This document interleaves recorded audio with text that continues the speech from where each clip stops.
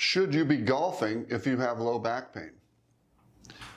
Good question, right? Because I have a lot of golfer patients, as you can imagine, and you know the low back is not really designed to twist.